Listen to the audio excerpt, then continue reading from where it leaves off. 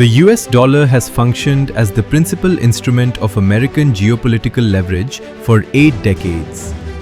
With roughly 80% of global trade finance denominated in dollars, and every dollar transaction required to clear through an American correspondent bank, Washington acquired the structural ability to monitor, restrict, or entirely sever the financial activity of any nation or institution it designated as a threat.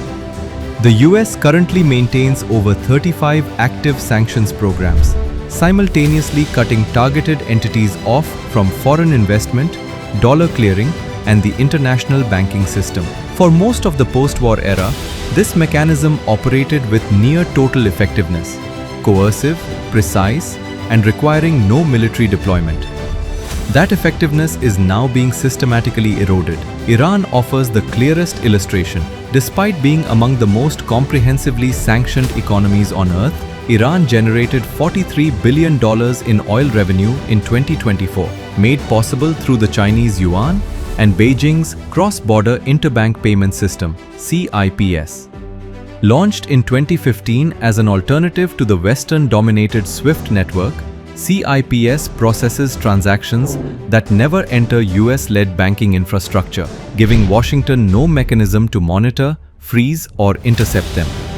Iranian and Chinese counterparties refined this further, establishing intermediary entities in Hong Kong and routing payments through third-party structures that fund Chinese contractors building infrastructure inside Iran, effectively deploying capital that US Treasury designations had technically immobilized.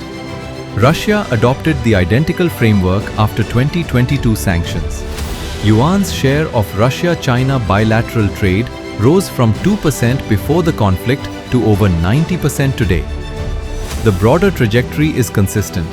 Less than 15 years ago, virtually none of China's cross-border trade settled in renminbi. Today, that figure exceeds 50%. Saudi Arabia invoices oil exports in yuan, Brazil clears soybean transactions in renminbi, and Hungary has issued the largest sovereign yuan-denominated bond on record, signaling European-level diversification away from dollar dependency. Beijing's strategy is not a frontal challenge to dollar supremacy, but a calibrated one. Full yuan internationalization would require dismantling capital controls and absorbing large-scale capital outflow risks, reforms Beijing has consistently declined.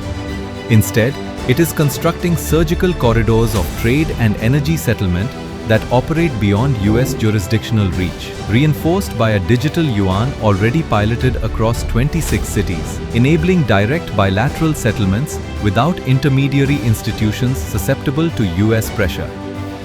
Diplomatically, Beijing hosted over a dozen heads of state in 2026 alone and continues extending Belt and Road financing across the Global South without political conditionality.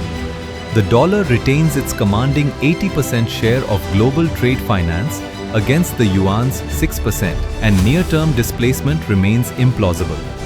The more precise concern for Washington is not the dollar's reserve status. It is the steadily contracting share of global transactions over which it retains coercive visibility and control.